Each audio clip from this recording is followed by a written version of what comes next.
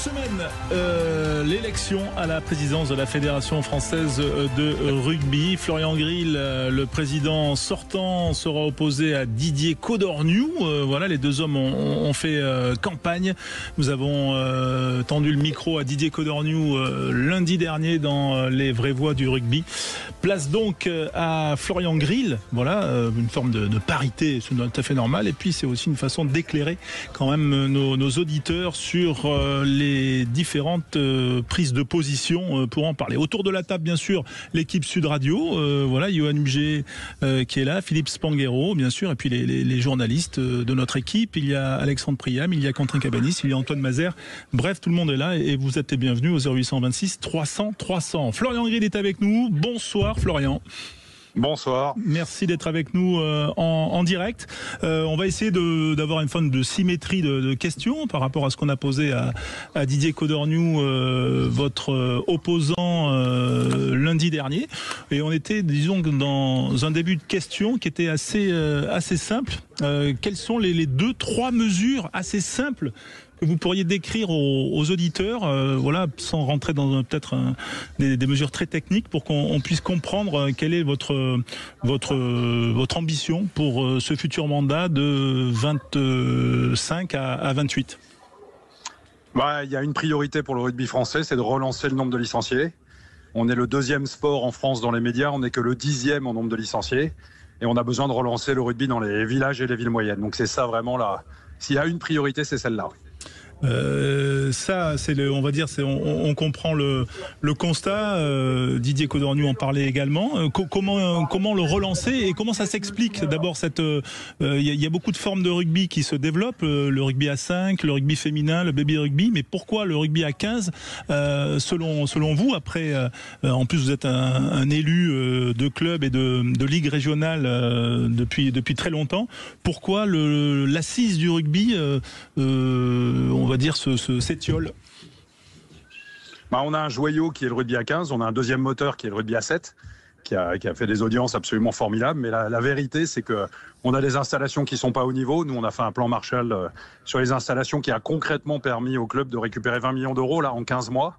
Voilà, il faut investir. Le rugby des villages et des villes moyennes, c'est un peu désagrégé parce qu'on a un peu trop financiarisé le rugby. Et finalement, on est en train de concentrer le rugby uniquement dans les grandes agglomérations, alors que 50% des joueurs de l'équipe de France, de nos 14 équipes de France, viennent de villes ou de villages de moins de 15 000 habitants. On a besoin de réinvestir dans le monde scolaire. Le monde scolaire, il y a 35 000 écoles en France. Là, on a mis 35 000 ballons dans les 35 000 écoles de France parce qu'il y a les 30 minutes d'activité physique quotidienne et qu'il n'y avait pas de ballon de rugby, donc ils y seront à la rentrée. On a besoin de rassurer les parents sur le rugby et nous on plaide notamment au niveau de World Rugby pour l'abaissement de la ligne de plaquage pour qu'il y ait moins de commotion. Enfin, il y a des milliers de choses à faire pour relancer le rugby et la valorisation des clubs formateurs, les clubs qui investissent sur l'école de rugby, les cadets, les juniors et pas forcément le club champignon qui met tout sur la première. Justement, on parle de finances et de centralisation très un peu parisienne du rugby dans la période actuelle sur ces dernières années. Florian Grill, je lisais vos prises de position, que ce soit Codorniou ou vous, sur l'état financier de la Fédération française de rugby. Vous avez une lecture diamétralement opposée de ce qu'a estimé le diagnostic de KPMG, qui a fait donc un diagnostic financier sur la Fédération française de rugby. Et vous adoptez une position assez alarmiste. Il faut absolument réagir, c'est ce que vous disiez, Florian Grill. Il faut absolument réagir pour... Non ? Elle n'est pas alarmiste, je pense que Non, elle n'est pas alarmiste, elle dit la vérité. Dire la vérité, vous savez, quand on est malade, il faut faire le diagnostic et on peut se guérir qu'à partir du moment où on a fait le bon diagnostic. Les chiffres de KPMG sont extrêmement clairs. Il y a 29 millions d'euros de fonds propres et pas 50 ou 100 millions comme j'ai pu entendre le dire à juin 2024. Voilà. Et puis il y a une trésorerie qui n'est abondante qu'en apparence, puisqu'il y a 69 millions d'euros de trésorerie, mais sur cette trésorerie, il y a 49 millions qui relèvent du fonds d'assurance pour les grands blessés, donc qui finalement sont l'argent des licenciés. Il nous reste que 20 millions, et quand on a perdu 19 millions d'euros à la Coupe du Monde, on comprend qu'il y a un problème devant nous. Donc il faut dire la vérité au club. C'est l'austérité qu'il faut ? Non, c'est pas forcément de l'austérité, parce que nous, je vous dis qu'on veut redresser la fédération en 3 ans, sans impacter les clubs, sans faire de l'impôt, c'est un peu la mode en ce moment. sans faire de grands plans sociaux à la Fédé, parce qu'on n'est pas non plus une entreprise, mais sans forcément remplacer tous les départs. Et puis on a réussi en 15 mois à apporter 20 millions au club dans le cadre du plan Marshall sur les installations. En ne misant que 5 millions, on a réussi à en fabriquer 20 grâce à l'aide de l'ANS et grâce à l'aide des collectivités. Et puis on a réussi aussi, grâce à la Fédération à mission, à trouver des sous pour les clubs qui investissent dans des projets citoyens par les entreprises, cette fois-ci pour la féminisation, pour l'action dans les quartiers prioritaires de la ville, pour l'action dans les zones rurales. Voilà, quand on n'a pas d'argent, on a des idées et on réussit à faire une campagne qui développe le rugby sans pour autant faire une campagne d'austérité. Est-ce que sur ce thème-là de la mission, en fait, ça c'est un de vos chevaux de bataille, Florian Grill. Qu'est-ce que ça induit et est-ce que la mission ne fait pas partie de, on va dire, des prérogatives d'un club associatif ? Si. Le fait est que tous les clubs sont déjà quelque part des clubs à mission, rien que le lien social qu'ils créent. Moi, je pense que s'il y avait plus de rugby dans la société se porterait mieux.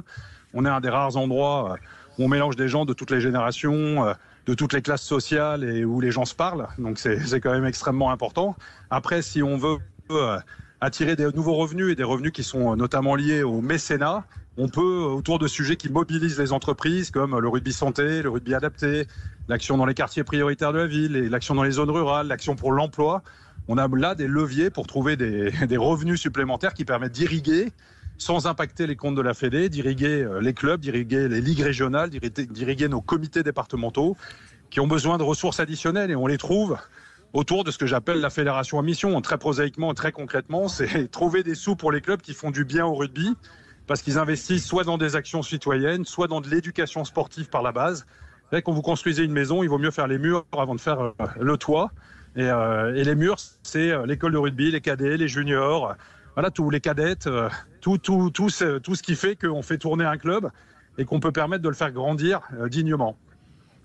Et justement, pour rebondir là-dessus, on parle, je me mets à la place d'un petit club d'un département de France et qui entend dans votre discours, Florian Grill, que, eh bien, et je peux le comprendre, hein, qu'il y a un vrai souci financier à la Fédération française de rugby, mais en même temps, quand il lit le journal L'Équipe qui a fait un article assez détaillé là-dessus, il voit que la masse salariale du 15 de France masculin est passée de 6 à 12 millions.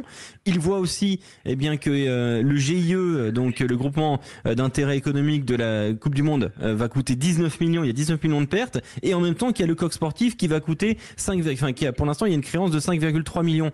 Mais lui, le club local, est-ce que ça le concerne tout ça ? Est-ce qu'ils se sont concernés par ce débat financier que pour l'instant sur lequel vous êtes opposés, Codorniou et vous ? Non, mais il n'y a pas de débat. Enfin, pardon, encore une fois, les chiffres sont les chiffres sont têtus et ils sont confirmés par le diagnostic fait par KPMG, qui a un cabinet de classe mondiale et internationale. Donc arrêtons ce débat qui n'en est pas un. Je pense qu'il faut dire la vérité au club. Après, oui, ça c'est le problème de la Fédé. Moi j'ai dit qu'on allait redresser les comptes de la Fédé sans impacter les clubs. Mais par contre, comme on n'a pas d'argent à la fédération, on va chercher de l'argent par d'autres moyens. Et les moyens, je vous les ai décrits, c'est ceux du mécénat, c'est ceux de la fédération à mission qui n'ont pas d'impact sur les clubs. Aujourd'hui, on signe un partenariat avec un équipementier qui est Adidas, qui nous a donné 5 millions pour être partenaire de la Fédé, partenaire équipementier. On ne signe plus un partenariat sans rajouter un volet mécénat. Et Adidas, aujourd'hui, nous a donné 2 millions pour doter tous les clubs de rugby qui ont des équipes cadettes ou seniors féminines. Et donc, ils ont une équipe qui a une équipe cadette et 2 équipes seniors à 6 000 euros de dotation en matériel Adidas. Donc voilà, on trouve des solutions. Quand on n'a pas d'argent, on a des idées. Et donc nous, on a trouvé des solutions pour aider les clubs qui font du bien au rugby, qui misent sur l'action citoyenne, la féminisation, les quartiers, enfin tout ce que je vous mentionne là, et on réussit à trouver des solutions pour aider les clubs malgré les problèmes financiers de la Fédé. Vous pointez du doigt souvent le doublement de la masse salariale du 15 de France, ou en tout cas des équipes d'élite, mais c'est aussi ça qui explique peut-être... Non, mais enfin en tout cas... Non, j'ai pas pointé du doigt l'augmentation de la masse salariale des équipes de France. Par contre, on a considérablement réduit le coût de fonctionnement des équipes de France. On peut dégrader d'une étoile l'hôtellerie sans pour autant dégrader la performance sportive. On peut réserver les avions par anticipation. Il y a 14 équipes de France. Voilà, on peut, comme le fait n'importe quel foyer, comme le fait un patron de PME que je suis, on peut être centimier. n'a absolument rien coupé dans les coûts de fonctionnement et la masse salariale des équipes de France. Elles ont considérablement augmenté, mais bon, c'est peut-être le prix de la performance, donc j'ai pas de sujet là-dessus. Par contre, dans les coûts de fonctionnement, il y a des économies à faire, ça c'est une certitude. Oui, mais ça allait être la suite de ma question. Est-ce que ça veut dire que c'est, vous attaquez pas entre guillemets à la constitution des staffs, c'est plutôt les coûts les coûts logistiques ou de fonctionnement, enfin en tout cas, mais pas la structuration des staffs. Non, oui, exactement. Et puis, il y avait 400 personnes qui étaient membres de commissions, de groupes de travail à la Fédé. On a divisé par 4. On a réduit à 80 personnes, un peu moins de 100 personnes. Alors, ça fait des économies en plus. On a supprimé des invitations. On a gagné 2,7 millions de plus en billetterie. On a supprimé les cartes bleues pour tous les élus. Mine de rien, ça fait des économies. Enfin, vous savez, moi, je suis un patron de PME. Donc, je gère la Fédération française de rugby en étant centimier, comme il faut le faire pour n'importe quelle entreprise, n'importe quelle PME. Il faut faire attention, il ne faut pas dépenser l'argent qu'on n'a pas. Et je pense que le rugby a besoin d'en passer par là aussi, parce que c'est la solution nécessaire pour ne pas impacter le budget des clubs. Philippe Spanghero avec Florian Grill. Dans les sujets d'actualité qui vous opposent particulièrement avec Didier Codorniou, il y a aussi les sujets liés à l'assurance. GMF était un partenaire historique de la fédération qui s'est retiré, qui a été remplacé. Donc le discours de l'opposition, c'est de dire d'abord qu'il y a une perte de plusieurs millions d'euros en partenariat et que les clubs et les bénévoles ont perdu beaucoup dans ce nouveau deal. Quelle est votre position par rapport à ça ?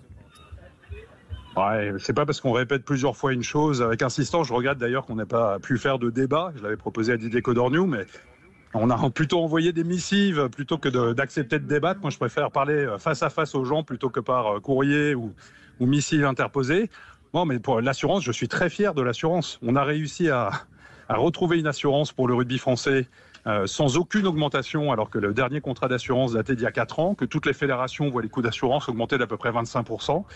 Donc ça, c'est une vraie chance. Et en plus, on a réussi à ce que la totalité des bénévoles de France, ils sont 60 000, bénéficient de la responsabilité civile gratuite de la Fédération française de rugby, alors qu'avant, il n'y en avait que 12 000 qui en bénéficiaient. Donc c'est une vraie amélioration. Et s'agissant des partenariats, GMF est plus partenaire, c'était son choix. C'est l'historique d'une nouvelle grille de partenariat où on est passé de 5 partenaires majeurs à 3 partenaires majeurs. Ils ont pas voulu être dans les 3 partenaires majeurs, mais on les a remplacés par d'autres partenaires. Et le budget partenariat, il est atteint, il est même dépassé par rapport à ce qui était au budget. Donc on a remplacé GMF, même si on aurait préféré que GMF reste, bien sûr. Mais donc la perte de GMF, pour finir, n'a pas eu d'impact financier sur le montant global du partenariat ? Aucun. Les objectifs de partenariat et le budget partenariat, il est même dépassé. Donc c'est ce qui est dit est malheureusement faux. Et c'est là aussi, il faut accepter un devoir de vérité et dire la vérité au club et pas essayer d'inventer des choses qui ne correspondent pas à la réalité. Florian Grill, parmi les pistes pour aller chercher de l'argent pour la Fédération française de rugby, évidemment, il y a toujours l'exploitation du Stade de France lors des jours de match. Est-ce que c'est un sujet, le Stade de France, est-ce qu'il rapporte assez d'argent aujourd'hui, ou est-ce que vous regardez les autres fédérations qui sont propriétaires de leur stade, comme la fédération anglaise par exemple, avec un petit peu de jalousie aujourd'hui ? Oui, on les regarde avec jalousie parce que c'est une évidence. On est la seule grande fédération qui n'est pas propriétaire de son outil de production. On sait qu'au Stade de France, on génère directement 40% des revenus du Stade de France et même 50% si je regarde les revenus indirects, parce que la raison numéro 1 pour laquelle les entreprises prennent des loges au Stade de France, c'est le rugby. Donc il y a un vrai intérêt pour ce qu'on appelle les hospitalités au rugby. Et donc oui, on est en négociation. Il y a 2 concessionnaires, GL Events et le consortium Bouygues Vinci, qui voudraient nous faire re-signer un contrat sur 30 ans. On discute avec eux parce qu'on leur fait savoir que le rugby a de l'ambition et que le rugby contribue beaucoup aux revenus du Stade de France et qu'il faut que donc les recettes pour la Fédération française de rugby soient plus élevées. C'est un des éléments du plan de redressement de la Fédération française de rugby. J'avais une autre question, Florian Grill, sur un tout autre sujet. On sait qu'il va y avoir une charte réactualisée du joueur du 15 de France. On sait que Jean-Marc Lermet travaille dessus. Il était notre invité il y a une semaine, et avec notamment une charte renforcée sur la consommation d'alcool.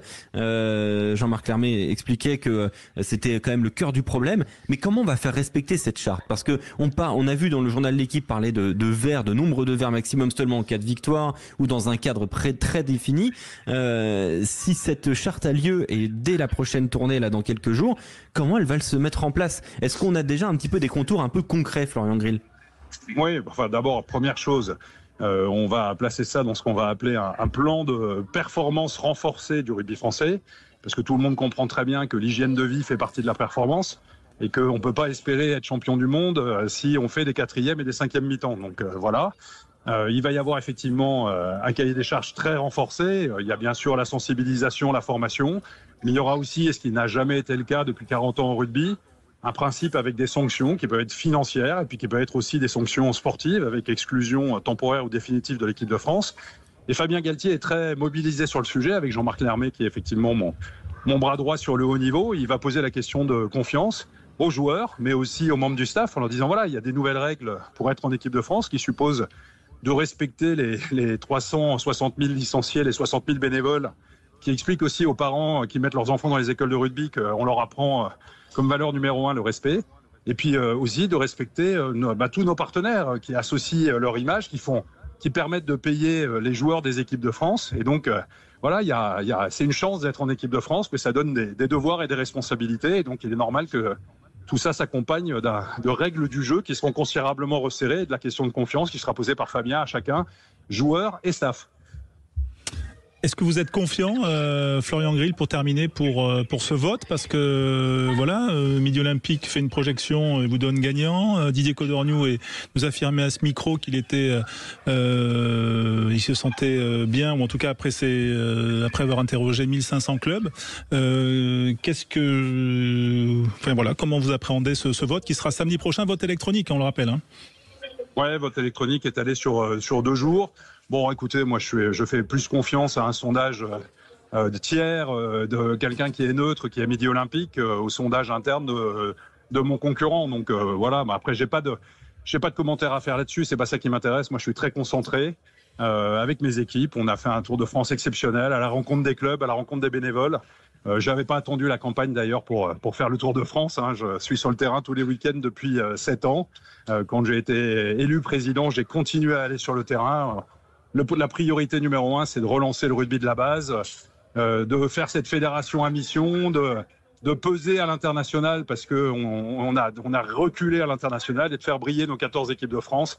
Bon, je note qu'on a enchanté le rugby avec un titre de champion olympique, un titre de champion du monde, une première médaille d'or depuis 19 ans à Los Angeles. Bon, voilà, je pense qu'on a des arguments et j'espère qu'on va gagner non seulement la Fédération française de rugby, mais aussi les ligues régionales. Et le coup formidable, ça serait gagner World Rugby. Eh bien, on vous remercie, Florian Grill, d'avoir été avec nous en direct sur Sud Radio. Voilà, le vote, donc, vendredi et le résultat samedi? C'est ça, samedi midi. D'accord, eh bien on suivra ça et on en parlera bien sûr sur l'antenne dès samedi 14h30 quand nous ouvrons l'antenne autour des matchs du top 14. Merci Florian Grill d'avoir été avec nous, président de la Fédération française de rugby. Vous étiez dans un club là aujourd'hui? Vous étiez autour d'un terrain? J'étais à Suresnes pour le match Suresnes-Chambéry en national. Là, on est en plein milieu de la deuxième mi-temps. Vous entendez un peu de bruit derrière moi. Là, un point score peut-être, Florian, si vous avez plus Alors non, voilà, du coup je me suis mis un peu à l'écart. Je me suis mis un peu à l'écart, donc je peux pas revoir le score. Il y avait 13-3 à la mi-temps, mais je peux pas vous dire. C'est déjà pas mal. À ce moment. Voilà, 13-3 pour Suresnes face à Chambéry. Voilà sur Sud Radio, on parle de tous les rugby. Merci Florian, à très bientôt en tout cas sur l'antenne de Sud Radio. On se retrouve dans un instant pour la suite d'Au cœur de la mêlée. On est ensemble jusqu'à 20h bien sûr et le prochain match ce sera Toulouse-Clermont à partir de 21h05. À tout de suite.